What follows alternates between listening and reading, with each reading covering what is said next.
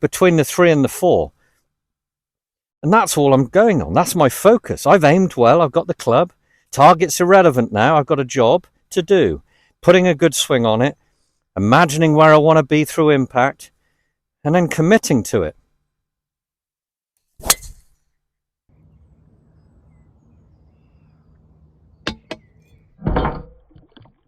Hi everyone, Murdoch here. Hope you're well.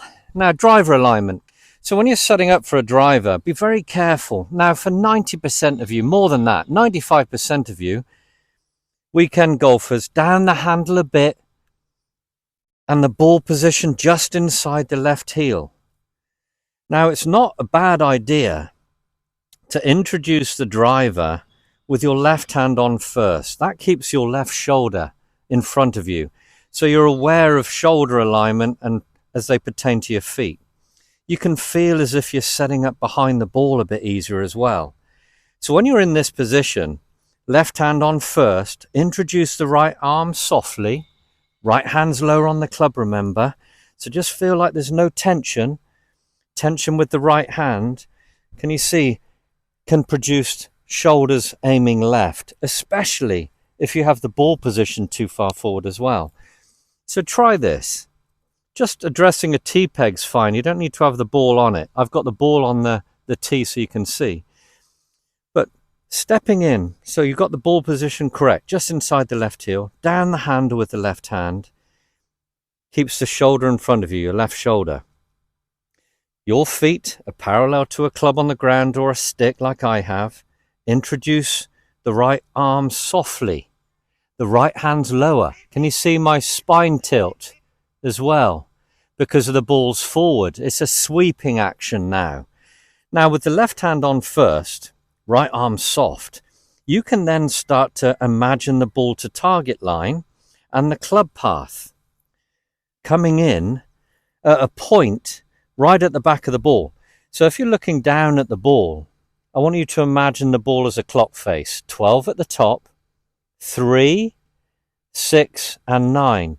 So when you're addressing here in this position, start to look at it as a clock and understand with yourself here that if the club meets the back of the ball at 3 o'clock on a path parallel to that point, that club on the ground, you should have a pretty straight flighted shot down your target. If you come in at 4 o'clock, staying behind now, can you see the right shoulder will be lower? Left one nice and high as I stay behind here, turning the hips. You've got more likelihood of coming in at 4 o'clock, between 3 and 4. It's quite dramatic, but if you look at it that way, you can see how that is how you're causing an in to out path. You have to stay behind for that. Coming in at 2 o'clock, you can see there's the over the top. So it's very important to have the ball position right. Right arm too dominant on top, you can see the bottom of my left. I've got no chance of coming in at that 4 o'clock point. So be very careful with that. I also want the club head to be nice and snug behind the ball. We don't need to have it way back here. I see some clients now that, that have the club head back here. I want you to feel as if the club shaft is something you can relate to, as you feel as if you can set up behind it. We're setting up here.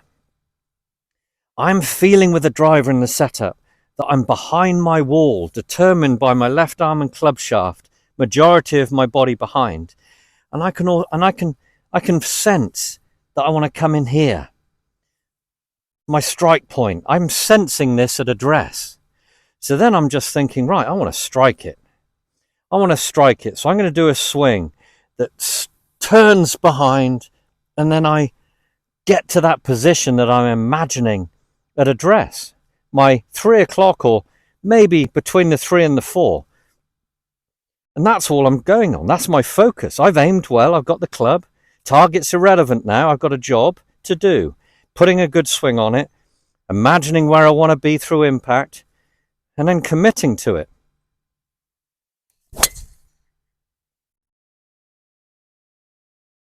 And there we go.